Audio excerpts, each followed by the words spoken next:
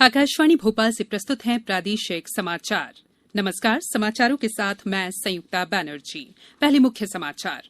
राज्यपाल लालजी टंडन का लखनऊ में किया गया अंतिम संस्कार। प्रदेश में 5 दिन का राजकीय शोक।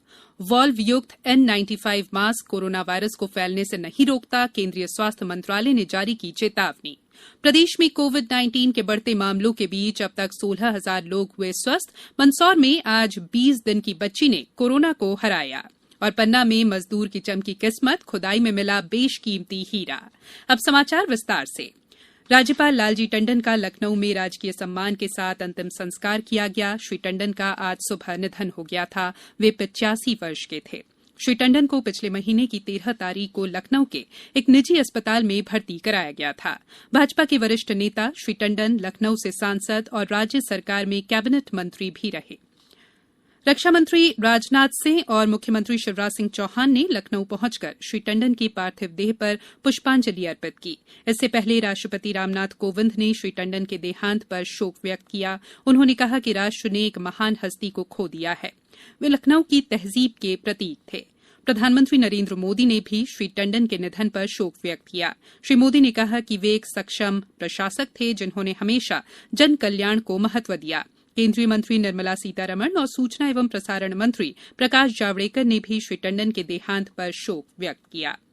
राज्यपाल लालजी टंडन के निधन पर मुख्यमंत्री शिवराज सिंह चौहान ने मंत्रिमंडल की बैठक में उन्हें श्रद्धांजलि दी। 2 मिनट का मौन रखने के बाद बैठक को कल तक के लिए स्थगित कर दिया गया। राज्य में 5 दिन का राजकीय शोक घोषित किया गया है। इस दौरान राष्ट्रीय ध्वज आधा झुका रहेगा। प्रदेश में 25 जुलाई तक कोई भी शासकीय कार्यक्रम नहीं होंगे। आज सभी सरकारी ऑफिस और शिक्षण संस्थान बंद रहे।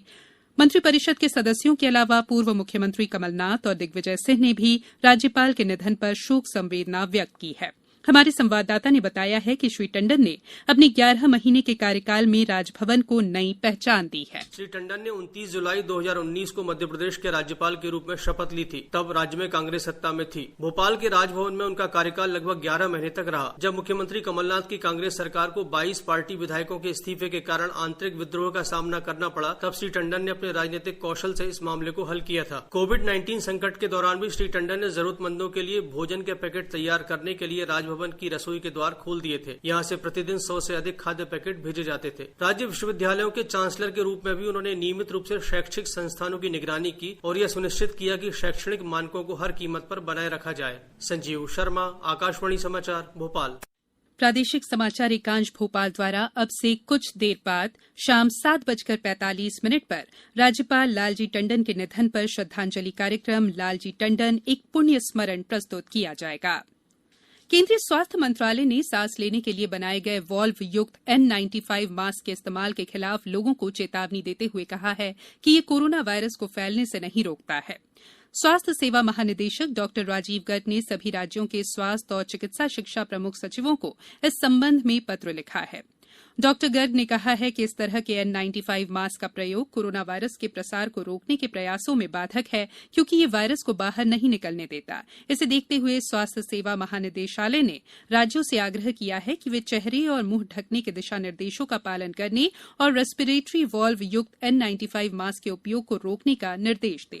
ये समाचार आप आकाशवाणी भोपाल से सुन रहे हैं। हमारे समाचारों को अब आप कभी भी और कहीं भी अपनी सुविधा के अनुसार सुन सकते हैं। ये समाचार बुलेटिन YouTube, ट्विटर और फेसबुक पर AIR न्यूज भोपाल पेज पर सुने जा सकते हैं। इसके अलावा आप हमारी वेबसाइट newsonair.com पर या AIR न्यूज ऐप पर भी समाचार सुन सकते हैं। ब्रेक के बाद समाचारों में एक बार फिर आपका स्वागत है।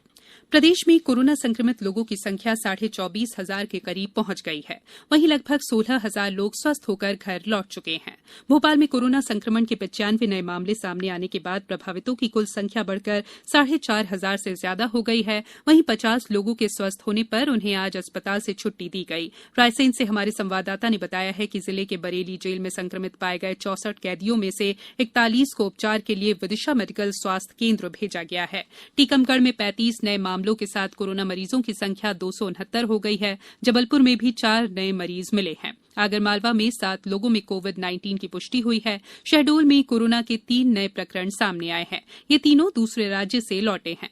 खंडवा में 25 कोरोना विजेता संक्रमण से मुक्त होकर आज जिला अस्पताल से घर लौटे। उधर छिंदवाड़ा जिले में 69 व्यक्ति स्वस्थ हो चुके हैं। मंदसौर से हमारे संवाददाता ने बताया है कि 20 दिन की बच्ची सहित 24 लोगों को आज अस्पताल से छुट्टी दी गई। देवास में पिछले 8 दिनों में 122 नए संक्रमितों का पता चला है। वहीं उमरिया में 3 लोगों में आज कोरोना की पुष्टि हुई है। नीमच में 20 नमूनों की रिपोर्ट में 1 पॉजिटिव जबकि 19 नेगेटिव मिली है। धार में आज 25 नए मरीज मिले हैं, जिससे प्रभावितों की संख्या 319 हो गई है। होशंगाबाद जिले के पिपरिया में एक आभूषण कारोबारी में कोरोना संक्रमण की पुष्टि हुई है। जिले में अब सक्रिय मामलों की संख्या 114 हो गई है। भोपाल में कोरोना संक्रमण के बढ़ते मामलों के बीच इस पर अंकुश लगाने के उद्देश्य से आज यहां बाग सेवनिया क्षेत्र में 5 दिन का लॉकडाउन लागू कर दिया गया। इस क्षेत्र में पिछले 3 दिनों के दौरान कोरोना संक्रमण के लगभग 35 मामले सामने आने के बाद लॉकडाउन लागू करने का निर्णय लिया गया। वहीं पुराने शहर के कुछ थाना क्षेत्रों में 24 जुलाई तक पूर्णबंदी के आदेश जारी किए गए हैं। हालांकि आपातकालीन सेवाएं जारी रहेंगी। शेष दुकानें, व्यापारिक प्रतिष्ठान और कार्यालय आदि बंद रहेंगे। राज्य में कोरोना संक्रमण के मद्देनजर लॉकडाउन लागू करने के संबंध में निर्णय लेने के लिए जिला और विकासखंड स्तर पर आपदा प्रबंध समूह बनाए गए हैं। इनमें स्थानीय जनप्रतिनिधि और अधिकारी शामिल रहते हैं। समूह की बैठक में स्थिति की समीक्षा करने के बाद लिए गए निर्णय के आधार पर शहर के अलग अलग क्षेत्र में लॉकडाउन लागू करने का निर्णय लिया जा रहा है। बैतूल से हमारे संवाददाता ने बताया है कि जिले में आज से रात 8 बजे से सुबह 5 बजे तक प्रतिदिन रात्रिकालीन कर्फ्यू रहेगा। टीकमगढ़ में पहले से ही टोटल लॉकडाउन जारी है। खरगोन में भी इस शनिवार और रविवार को पूर्णबंदी रहेगी। वहीं जबलपुर में आज से रात 8 बजे से सुबह 5 बजे तक रात्रिकालीन कर्फ्यू लागू रहेगा। पन्ना में लॉकडाउन के दौरान एक मजदूर की किस्मत चमक गई। यहां की उथली हीरा खदान में मजदूर आनंदीलाल कुशवाहा को 10 कैरेट 69 सेंट का जेम क्वालिटी का हीरा मिला है, जिसकी अनुमानित कीमत 30 लाख से ज्यादा आंकी जा रही है। आनंदीलाल कुशवाहा ने बताया है कि उन्होंने अपने 9 साथियों के साथ मिलकर खुदाई की थी। अच्छा बड़ा हीरा मिला है, 10 कैरेट से ऊपर का हीरा है, 10 कैरेट 69 पॉइंट का, जिसमें बहुत खुशी प्राप्त हुई, जिसमें सभी पार्टनरों का सहयोग है। जिला हीरा अधिकारी एसएन पांडे का कहना है कि लंबे समय बाद ये बड़ा हीरा मिला है, जिसे विधिवत जमा करा दिया गया है। अब इसको नीलामी में रखा जाएगा। जो भी कीमत मिलेगी रॉयल्टी और टैक्स काटकर पूरी राशि मजदूर को दी जाएगी। पूरी कीमत नहीं बताई जा सकती है, लेकिन बहुत अच्छे किस्म का हीरा है। नहीं, लॉकडाउन के बाद ये जो धुलाई का काम है पानी गिरने से हुआ है, इसमें हीरे मिलने की संभावना रहेगी। अब कुछ समाचार संक्षेप में। मंडला में कल केंद्रीय इस्पात मंत्री फग्गन सिंह कुलस्ते जिला सड़क सुरक्षा समिति की बैठक की अध्यक्षता करेंगे। सतना कलेक्टर अजय कटेसरिया ने सार्वजनिक कार्यक्रमों में शामिल होने वाले अधिकारियों कर्मचारियों के खिलाफ कार्रवाई करने की चेतावनी दी है। गुना जिले के चाचौड़ा में आज लगे रोजगार मेले में 280 प्रवासी श्रमिकों को रोजगार मिला। रायसेन जिले में आगामी 25 जुलाई को ऑनलाइन लोक अदालत का आयोजन किया जाएगा। 30 जुलाई तक सीहोर जिले में विशेष टीकाकरण कैचअप राउंड के तीसरे चरण संचालित किए जाएंगे। डिंडौरी कलेक्टर ने प्रवासी श्रमिकों को रोजगार उपलब्ध कराने में लापरवाही बरतने पर लोक निर्माण विभाग के कार्यपालन यंत्री को नोटिस जारी किया है। दतिया जिले में मनरेगा के तहत 13,000 से अधिक श्रमिकों को काम मिल रहा है और शिवपुरी में कल जिला स्तरीय संयुक्त परामर्शदात्री समिति की बैठक आयोजित की गई। अंत में बुलेटिन के मुख्य समाचार एक बार फिर। राज्यपाल लालजी टंडन का लखनऊ में किया गया अंतिम संस्कार। प्रदेश में 5 दिन का राजकीय शोक। वॉल्व युक्त N95 मास्क कोरोना वायरस को फैलने से नहीं रोकता, केंद्रीय स्वास्थ्य मंत्रालय ने जारी की चेतावनी। प्रदेश में कोविड-19 के बढ़ते मामलों के बीच अब तक 16,000 लोग हुए स्वस्थ। मंदसौर में आज 20 दिन की बच्ची ने कोरोना को हराया और पन्ना में मजदूर की चमकी किस्मत, खुदाई में मिला बेशकीमती हीरा।